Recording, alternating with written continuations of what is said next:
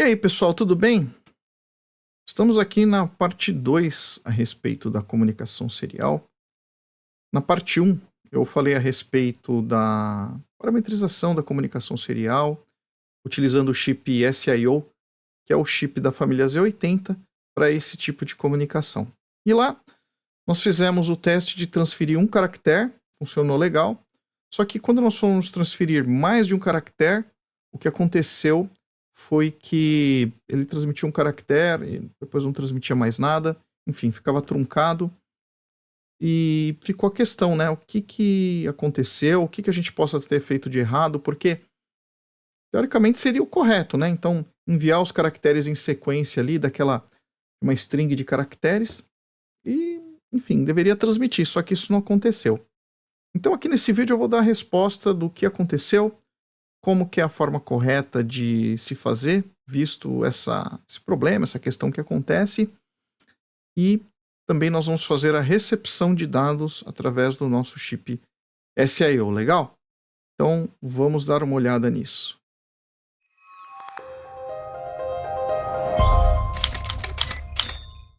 Bom, pessoal, só recapitulando a arquitetura que nós temos lá a nossa CPU, tem o chip SIO 84C40, que é responsável pela comunicação serial, estamos usando o canal A, e o CTC, nosso CTC, ele gera lá um clock, que esse clock vai dar a velocidade de comunicação via serial, né? Com algumas coisas que eu mencionei ali na parte 1 da parte de comunicação serial. Se der uma olhada lá nos vídeos, eu tenho lá uma playlist a respeito da Z80. É o vídeo anterior a esse, caso você queira saber mais informações, tá bom? Bom, e aí o ponto justamente era a transmissão de mais de um caractere. E a chave para nós entendermos o que aconteceu ali, em que não foi possível transferir mais de um caractere, está justamente na primeira frase que está aqui. É preciso lembrar que a comunicação entre a CPU e a SIO, mesmo somando os tempos de processamento da CPU, ou o tempo de processamento da CPU, é muito mais rápida, né? Essa comunicação é muito mais rápida que a transmissão serial. Então, o que acontece é que quando nós transferimos lá os nossos caracteres para o chip SIO, isso é feito através do bus de dados. E o que acontece dentro do SIO é que esses dados eles são recebidos num buffer, que é uma área de memória que comporta um único caractere aqui dentro do SIO, e o SIO, uma vez recebido esse caractere dentro do buffer, vai tratar de enviar esse caractere via comunicação serial, no caso para o nosso PC, né, através da saída serial propriamente dita, tá certo? Só que o que vai acontecer aí no tempo, e falo para vocês que isso aqui não está em escala, é mais para você entender, né? E eu arrisco até a dizer que os tempos que eu coloquei aqui, inclusive, né, a disparidade de tempos é muito maior, tá? Então o que vai acontecer vai ser que inicialmente, né, pensando no estado do buffer, nessa memória interna aqui que tem dentro do SIO de uma única word, né, que a gente chama de buffer. O buffer ele é uma memória intermediária entre dois lados. Então quando você tem uma transmissão via bus ou uma transmissão entre dois canais diferentes, aquela memória intermediária, aquela área intermediária de recepção para poder, enfim, realizar a conversão para outra comunicação ou para o outro lado da comunicação, a gente chama de buffer, né? Então, no caso do buffer aí, né, o estado dele dentro do SIO, a princípio ali, quando não está sendo transferido nada, não está sendo transmitido nada, lembrando que são buffers diferentes para transmissão e recepção, tá bom? Isso é importante dizer. Então, enquanto nada está sendo transmitido, o buffer está disponível, né? E a partir dali, o que a gente faz? A gente coloca lá na instrução out lá, devidamente endereçada para transmissão de dados, lá o caractere Z, né? Então, transferimos. A partir desse momento, pessoal, o que vai acontecer vai ser que o buffer lá ele vai entrar num estado ocupado ou não vazio.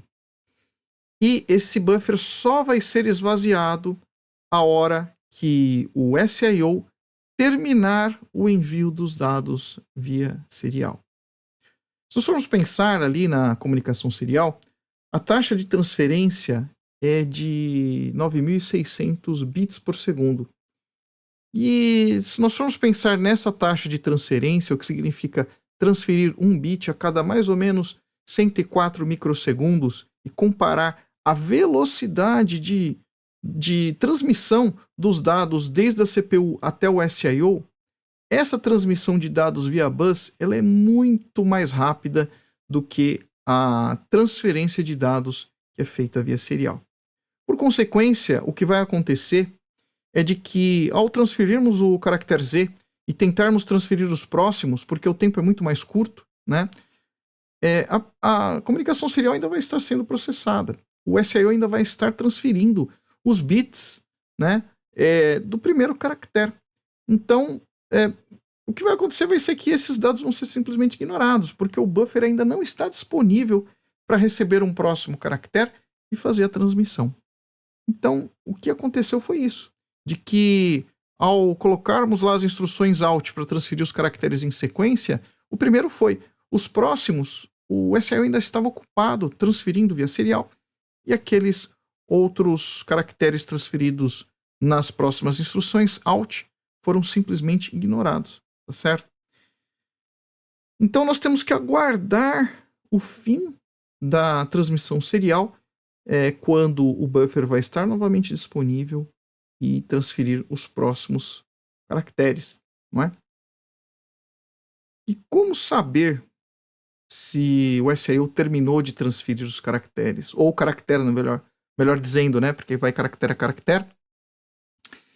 Então existe um bit dentro de um dos read registers, que são os RRs, né? E estamos falando justamente do número 0, então RR0. O bit 2, ele indica se o buffer de transmissão está vazio. E o buffer de transmissão estar vazio significa eu poder utilizar esse buffer para transferir um próximo caractere, certo? Ou um caractere. Então, inicialmente, ele vai estar vazio, né? E daí nós vamos conseguir transferir o caractere Z, ele será transmitido via serial, mas nós temos que aguardar o fim da transmissão do caractere Z para que nós possamos transferir o próximo, e quem vai dar essa informação se já foi transferido, ou seja, o buffer está vazio, vai ser o bit 2 do read register 0. Então o que nós precisamos fazer é aguardar esse bit ir para o estado 1, quando ele vai para o estado 1 significa que o buffer está vazio, e aí nós vamos poder fazer uma próxima instrução out e transferir o próximo caractere, e sempre repetir isso sucessivamente para os próximos caracteres, tá certo? Então a maneira mais simples que nós teríamos de fazer isso seria testando esse bit do registrador RR0, e para testar esse bit, se o bit está em 1 ou está em 0, a gente pode usar essa instrução, que é a instrução bit. Ela é uma instrução do Z80 que serve justamente para testar se está setado ou não um bit específico de um registrador qualquer, não precisa ser o acumulador. Então essa instrução é uma instrução bem versátil. Existem outras formas de fazer, só dizer para vocês. Eu poderia, por exemplo, filtrar, né? Fazer ali com que o valor do registrador fosse para o acumulador, e aí com o acumulador eu faço um end filtrando especificamente o bit 2 e testo se o acumulador tem valor 0 ou não. Só que vai gastar mais instruções. E se nós formos comparar ali a quantidade de clocks que vai gastar uma instrução bit e fazer todo esse processo de filtragem, então acaba valendo a pena utilizar a instrução bit. Para quem vai analisar o programa fica mais fácil, em termos de processamento ele fica até mais rápido, então é a melhor forma de fazer. Mas importante dizer que não é a única forma de fazer. Então aqui o que eu vou precisar fazer é a primeira parte aqui dessa instrução, o primeiro parâmetro, o primeiro argumento, é qual que é o bit que eu quero testar, um valor de 0 a 7, porque os registradores são todos de 8 bits, porque esse processador é de 8 bits, não é isso? E daí nós temos o registrador onde vai estar o bit a ser testado, né?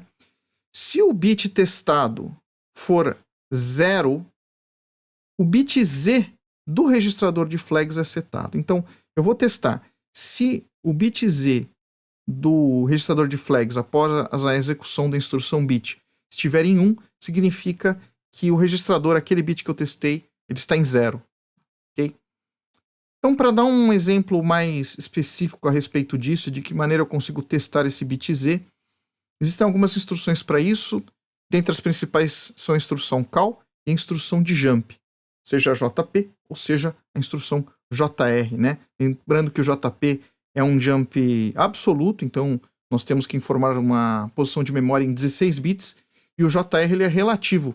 Nós informamos lá um dado de 8 bits, tal que esse dado de 8 bits ele representa um somatório.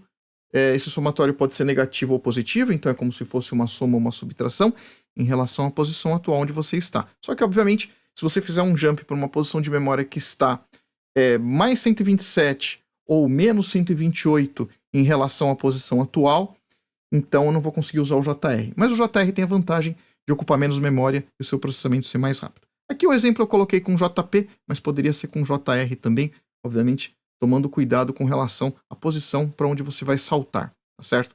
Então, no exemplo abaixo, caso o bit 2 do acumulador seja 0, ocorre um salto para uma posição de memória marcada com um label, chamado bit zerado, né? Caso contrário, não vai ocorrer o salto, e aí o processamento vai continuar. Então aqui, nesse exemplo, eu tenho lá a instrução bit 2,A.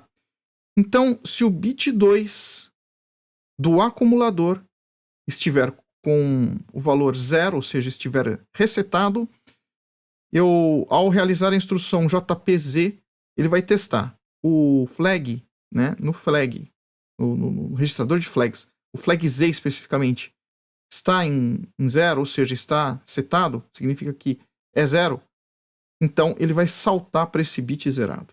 Caso contrário, né, ou seja, se a gente tiver ali setado aquele bit 2, ou tiver o bit 2 em 1, então ele vai continuar o processamento e não vai causar o salto. Basicamente é isso. Então, bem simples essa instrução, apesar de dar um pouco de nó na cabeça, porque justamente o flag Z ele vai para 1 se o bit estiver em 0, mas basta você entender que o bit Z dos flags lá do registrador de flags significa o que você testou está em 0, e aí se o que você testou está em 0, então ele vai causar o salto aqui no caso, ou se ele não estiver zerado, ele não vai causar o salto. Bom, e aí a forma que nós temos aqui de fazer é uma forma bem simples. Eu construí esse programa, e aí, basicamente aqui, esse endereço aqui é o endereço para você ler os dados de controle do SIO, e quando você faz essa leitura desse endereço, você está lendo o registrador RR0. Isso aqui pode ser substituído por um valor em hexadecimal, que é o valor do endereçamento, para poder ler esse registrador dentro do SIO, tá? Então, se você quiser saber mais informações a respeito disso, dá uma olhada na parte 1 da comunicação serial, que lá eu explico, tá legal? Aqui, para efeito de simplicidade, nós vamos dizer que esse endereço é o endereço onde está o registrador RR0, que é o que nós queremos ler. Vamos colocá-lo, né, colocar o valor desse registrador dentro do acumulador e vamos testar o bit do acumulador, o bit 2, né? E aí, lembrando, se o bit 2 estiver em 1, significa que o buffer está vazio, né? Mas se o bit 2 estiver em 0, significa que o buffer não está vazio, então ele está processando uma comunicação serial, por exemplo. Então o que eu vou fazer é que, se ele estiver em 0, significa que o buffer ainda não está disponível. Então eu vou repetir a leitura e vou ficar nesse ciclo de repetição da leitura até que o bit 2 vá para 1. Quando o bit 2 for para 1, esse jump aqui ele não vai mais acontecer, porque o bit 2 não vai estar mais em 0, portanto ele vai seguir, né, por uma condição em que o buffer está vazio, e ali eu vou transmitir um caractere. Após transmitir esse caractere, né, o que vai acontecer vai ser que novamente o buffer vai estar não vazio, o SIO vai estar ocupado, transferindo via serial e utilizando o buffer. Então eu volto aqui para cima e fico aguardando novamente o buffer estar vazio para transmitir o próximo caractere, e eu vou repetindo esse processo até o fim do texto que eu quero transferir, tá certo? Apenas um comentário aqui a respeito dessa lógica de uma maneira geral, né? Muito provavelmente vocês já perceberam que se eu tivesse execução do programa, né, ele nesse ponto iria ficar travado esperando transmitir tudo que tem que ser transmitido, ok? Existem diversas estratégias que nós poderíamos fazer, entre as quais transmitir um caractere e processar uma série de subrrotinas ou outras funções que nós teríamos que processar, e depois voltar aqui, e se ele estiver vazio, a gente transfere um próximo caractere, e assim por diante, para não ficar travado aqui esperando a transferência de todo o texto que nós temos que transferir, tá certo? Eu deixei dessa forma porque é a forma mais simples de se compreender aquilo que nós queremos fazer. Mas outras abordagens são válidas, como essa que eu comentei com vocês, para poder fazer com que o processador não fique travado aqui esperando, tá certo? Uma outra abordagem seria a utilização de interrupção, que nós não vamos tratar nesse vídeo por questão de simplicidade, senão o vídeo fica muito longo. Então, o nosso objetivo aqui é fazer com que a gente possa transferir um texto maior, tá certo? De uma maneira o mais simples possível, que é a que eu estou mostrando aqui para vocês, tá legal?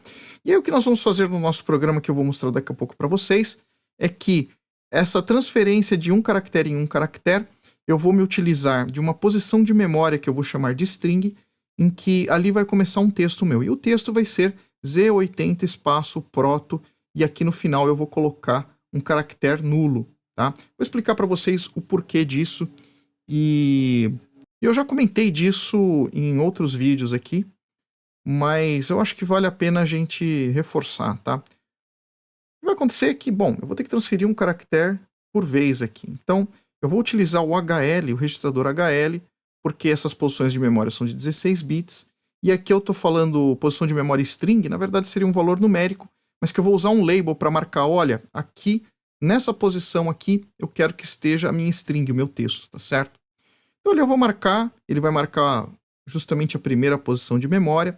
Eu vou pegar essa posição de memória e colocar lá no registrador HL. O que nós vamos fazer em seguida é que nós vamos transferir o caractere Z. E aí, quando nós formos transferir o próximo caractere, como que eu vou saber qual é o próximo caractere? Eu vou pegar o registrador HL, somar 1 a ele, que aí nós vamos para a próxima posição de memória, e aí o próximo caractere vai ser transferido, certo? Vou manter o valor de HL, novamente vou ficar testando até que o buffer esteja vazio, e aí somo de novo 1 ao HL e nós vamos para a próxima posição de memória, onde dali eu vou pegar essa informação que está na memória, no próximo endereço de memória, que é onde estaria o próximo caractere, transferir via serial e assim sucessivamente. Mas até onde nós vamos com isso, né? Onde que termina o meu texto, né? E o meu texto termina justamente onde eu tiver um caractere com código ASCII 00, ou seja, é um caractere nulo. E esse é o ponto que eu já havia comentado, possivelmente em outros vídeos aqui, de que a gente utiliza, quando nós vamos tratar de caracteres ou de strings, a posição de memória, ou na verdade, a forma como eu armazeno na memória esses textos, eles vão ocupar posições sequenciais de memória, né? E eu tenho que ter uma maneira de dizer onde termina o texto. Então, quando a gente faz isso com caracteres ASCII, que é a forma mais comum e que hoje qualquer sistema computadorizado utiliza os caracteres ASCII ou seus derivados que vieram depois, como o caso do UTF-8, que eu já comentei em outros vídeos, num vídeo que eu falei a respeito de caracteres ASCII, que é bem interessante, caso você queira saber. Vou deixar o link aqui em cima para você. E ali no conjunto de caracteres ASCII, normalmente, onde tem um null char, é onde acaba o caractere. Então, as linguagens de programação, como a linguagem C, por exemplo, ao realizar tratamento de strings faz dessa maneira, e outras linguagens de programação, tá legal? Então aqui eu vou fazer a mesma coisa, então eu vou incrementando o HL, transferindo caractere a caractere, respeitando ali, testando sempre que o buffer estiver vazio, e isso vai prosseguir até que eu encontre um caractere 00 ou um null char, um caractere nulo. Quando eu encontrar o caractere nulo, significa que acabou meu texto, eu posso fazer outras tarefas, não preciso mais me preocupar no sequenciamento de transferência do texto via serial, porque acabou o texto. Tá certo? Então vai ser assim que nós vamos fazer. Vamos dar uma olhada agora aqui na prática, que é o mais legal, né? Bom, então vamos lá, pessoal. Estamos aqui com o nosso computador com o processador Z80, né? Que está aqui justamente. A nossa memória, que já está carregado na minha memória EEPROM o programa para poder transferir a informação serial.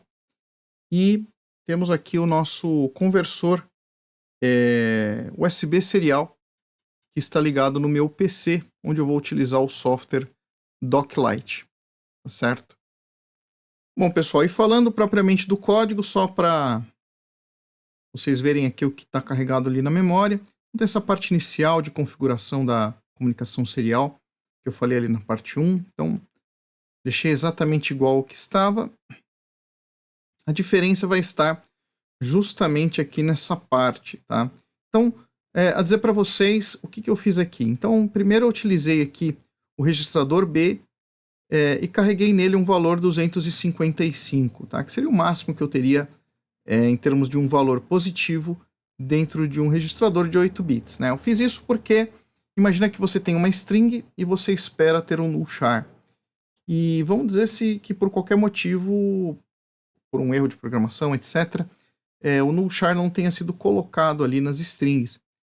Então nós temos que colocar um limite ali para nossa varredura da string, de que se ele não encontrar o null char, no máximo 255 posições de memória é o que ele vai varrer e vai transmitir para serial, tá? Obviamente aqui é uma condição sob controle, mas para mostrar para vocês que isso é importante se preocupar quando você faz um software, não confiar 100% de que o código que está ali vai ser um código infalível, principalmente porque string é algo variável, eu poderia transformar isso daqui, por exemplo, numa subrotina e imprimir qualquer string.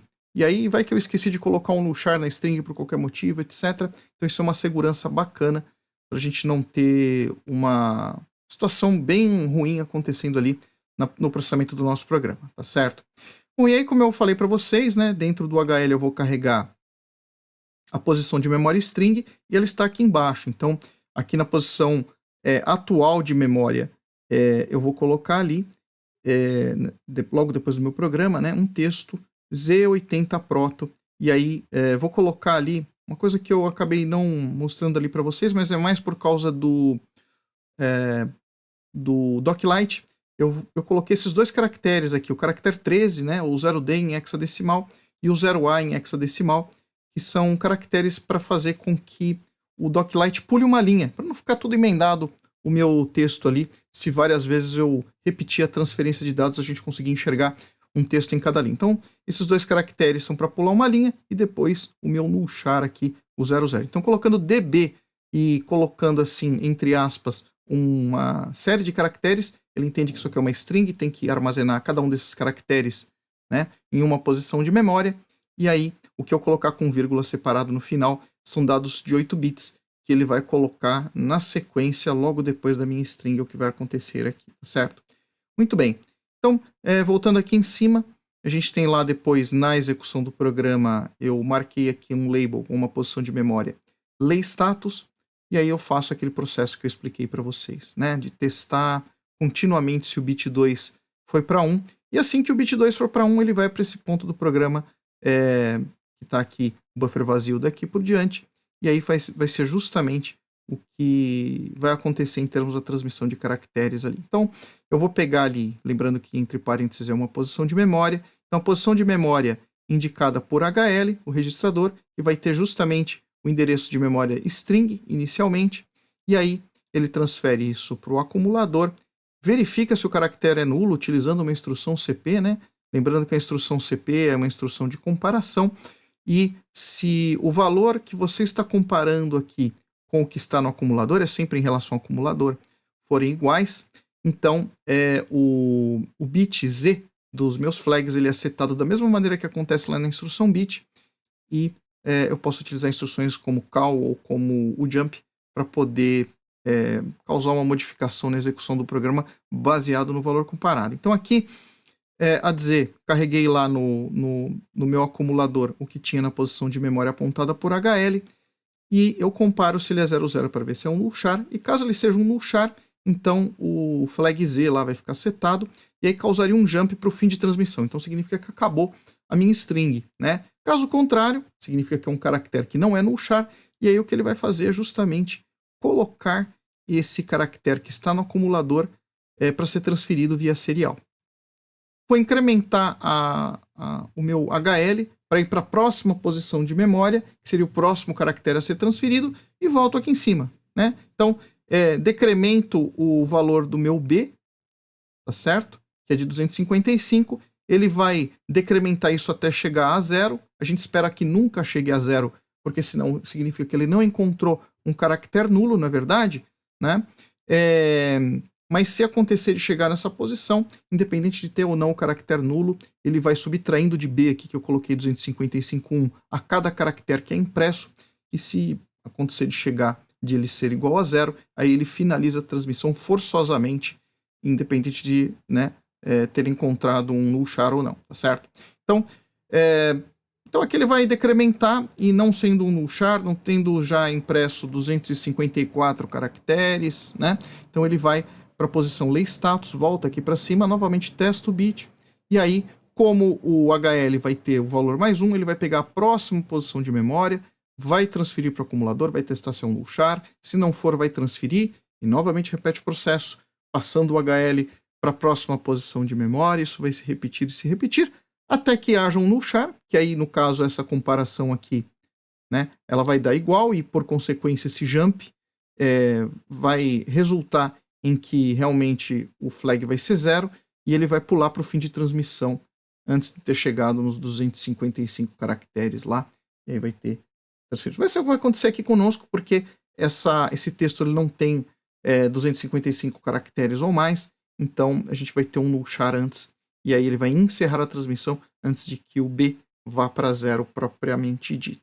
Então, esse é o programa que eu tenho aqui. Sei que ele é um pouquinho extenso, talvez a explicação tenha ficado alguma dúvida. Se ficou alguma dúvida, deixa na seção de comentários que eu explico para você melhor, tá bom? Bom, e aí, pessoal, voltando ao nosso computador. Então, aqui está ele. Então, eu vou deixar aí num cantinho para você ver o que está acontecendo. E nós temos aqui na tela do nosso computador o Doclite, tá certo? Então, o Doclite aqui, ele vai servir justamente para poder nós monitorarmos o que está sendo transferido via serial, que a gente espera que justamente saia através dessa porta e vá para o meu conversor USB serial. Então, tenho já o meu Doclite já com a porta aberta, ou seja, aguardando o recebimento de dados desse cara aqui. E o que nós vamos fazer aqui no nosso computador é justamente ligar o computador. E aí logo que eu ligar já está na sequência para ele executar o código e transferir aquele texto Z80 Proto. Vamos ver se vai funcionar? Então, vou ligar aqui na chavinha lateral aqui o meu computador. E aí, já está ligado o computador e, olha lá, ó, já veio o texto aqui no meu Doclite, tá certo? Então tá lá Z80 Proto, e esse CRLF era justamente para pular uma linha. Então o que eu posso fazer aqui, que eu vou fazer no meu computador, é apertar o botão Reset, ele vai reiniciar o programa e novamente vai fazer uma transferência, vamos ver? Olha lá.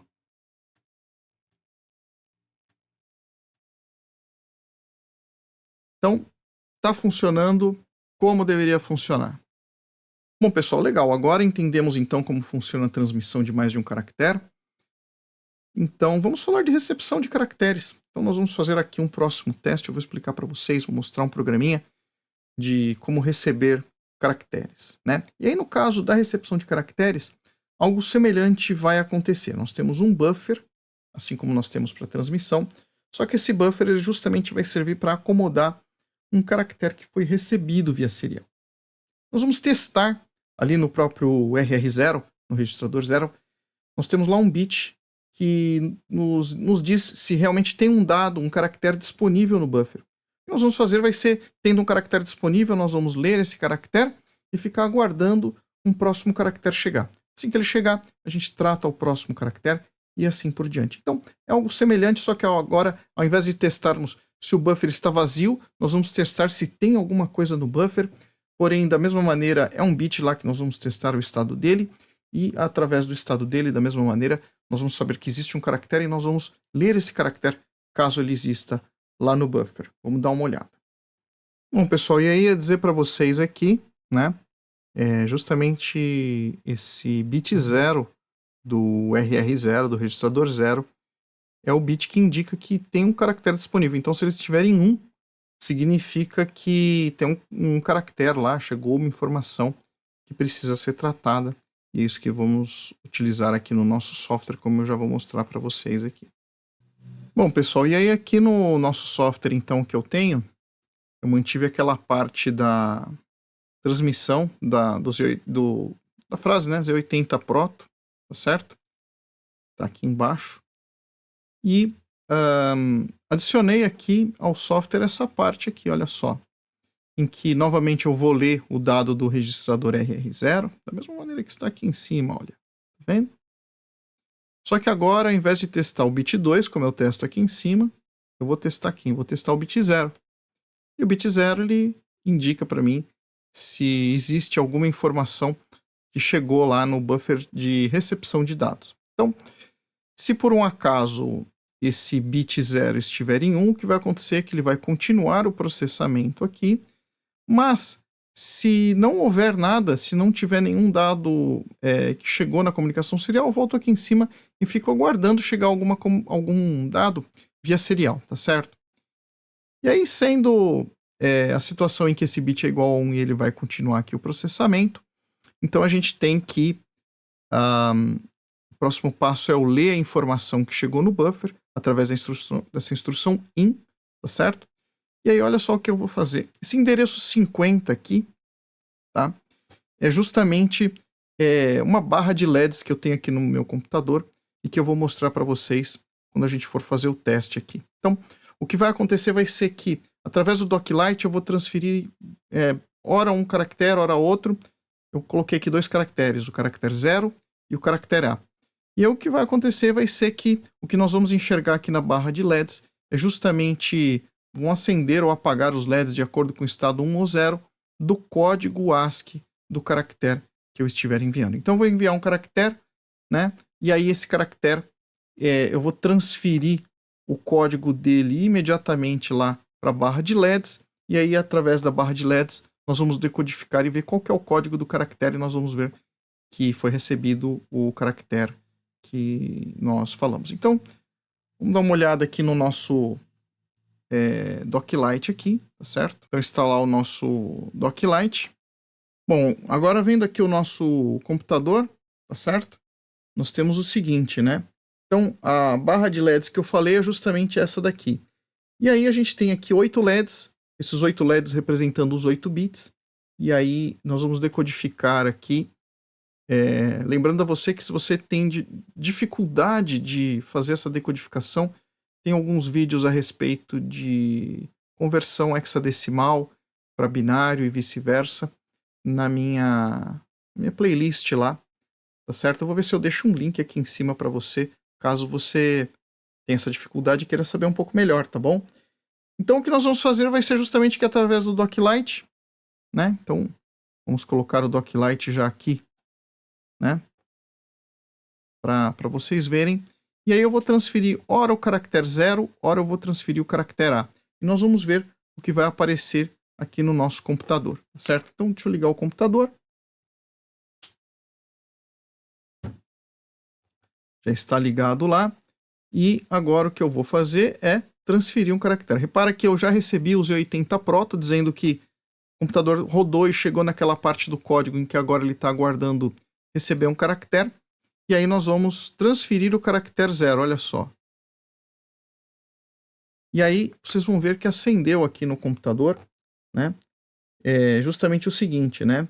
Então, os primeiros 2 LEDs aqui estão apagados, o que significa 0, 0. Os 2 próximos LEDs estão ligados, o que é 1, 1. Então, 0, 0, 1, 1 é 3 em hexadecimal, nessa decodificação que eu vou fazer. E o restante dos LEDs estão todos apagados, o que é 0. Então, 3, 0, né? 30 em hexadecimal é justamente o código ASCII do caractere 0. Vamos ver aqui em hexa para a gente ver qual que é o código dele. Olha só, 30, tá vendo? Então justamente corresponde ao código ASCII do meu caractere 0 aqui, tá certo? Agora vamos transferir um outro caractere, vamos transferir o caractere A da forma que está aqui, né? E aí olha só o que aconteceu, vamos ver aqui, vamos fazer uma decodificação. Então vai ser 0, 1, 0, 0. 0, 1, 0, 0 é 4, né? E aqui é 0, 0, 0, 1. Então é 1, né? 0, 0, 0, 1 é 1. Então 4, 1, 41 é o código ASCII do caractere A. Então significa que nós recebemos corretamente o caractere A. Vamos dar uma olhada aqui só para a gente tirar a dúvida do código hexa dele. Olha lá, o código hexa é justamente 41 do caractere A. É isso aí, pessoal. Bom, pessoal, estamos chegando ao final do nosso vídeo. Essa foi a parte 2 a respeito de comunicação serial, utilizando o SIO e um computador baseado no processador Z80. Espero que você tenha gostado. Se você tem alguma dúvida ou algum comentário, deixa na seção de comentários abaixo. E nos vemos no próximo vídeo, tá bom? Um grande abraço e até lá!